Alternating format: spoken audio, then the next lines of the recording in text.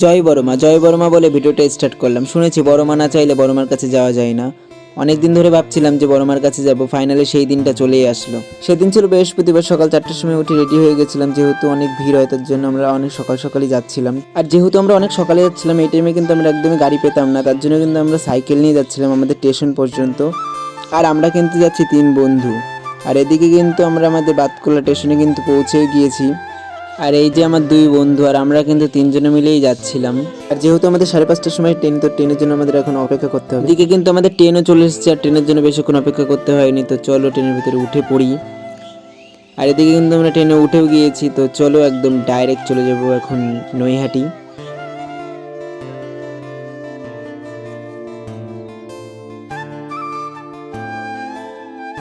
আর এদিকে কিন্তু আমরা নৈহাটি স্টেশনে পৌঁছেও গিয়েছি। তো চলো এখন যাওয়া যাক। আর আমরা আস্তে আস্তে কিন্তু সূর্য উদয় হয়ে গিয়েছে। তো যখন আমরা এসেছিলাম তো অনেকটা অন্ধকার ছিল।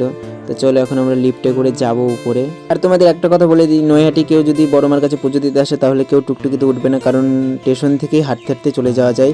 তো আমরা ভুল করে উঠে পড়েছিলাম, ঠিক আছে, মানে হাঁটলে 1 মিনিটও লাগবে না, মানে তুমি স্টেশন থেকেই দেখতে পাবে নৈহাটি মন্দির, ঠিক আছে। তো আমরা এদিকে চলে এসেছি, ঠিক আছে। আর এখন সবার প্রথমে আমরা যাব নদীতে। তো এখান থেকে স্নান করে নেবো, যেহেতু আমরা পুজো দেবো। তো ঘাটে আমরা চলে এসেছি, এখন করবো স্নান। তো চলো দেখতে থাকো। আমরা সঙ্গে করে কিন্তু ড্রেস নিয়ে এসেছিলাম, এখান থেকে স্নান টান করে আবার ড্রেস পরবো। আর যেহেতু আমরা একটু ঠান্ডা ঠান্ডা টাইমে গেছিলাম, তো জলটা অনেকটাই ঠান্ডা ছিল, ঠিক আছে। আর আমি একা একা স্নান করতে নেমেছিলাম।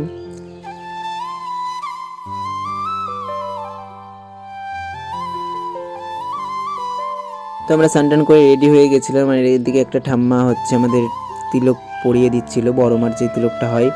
তো আমরা তিলকটা পরে নিয়ে যাব ডালা কিনতে। আমরা মন্দিরের পাশে একটা দোকান থেকে ডালা কিনেছিলাম। তো ওই দোকানে আমাদের চটি ব্যাগ ট্যাগ ছিল। আর আমরা ডালাটা কিনেছিলাম, আমাদের ডালা 100 টাকার ডালা কিনেছিলাম। তোমরা যেরকম পারবে সেরকমভাবে ডালা কিনবে। আর আমরা যেহেতু বৃহস্পতিবারে গেছিলাম, তো একদমই ভিড় ছিল না, আমাদের একটুও লাইন দাঁড়াতে হয়নি। তো আমরা একদম সোজা চলে গেছিলাম মন্দিরের ভিতরে। দেখতে পাচ্ছ একটুও ভিড় নেই, ভিডিওতে বুঝতেই পারছো।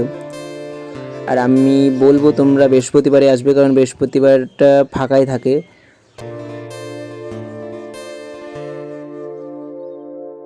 তো এদিকে আমরা কিন্তু ভিতরে চলে এসেছি। আর এখানে দেখতে পাচ্ছি সব লোকজন আছে।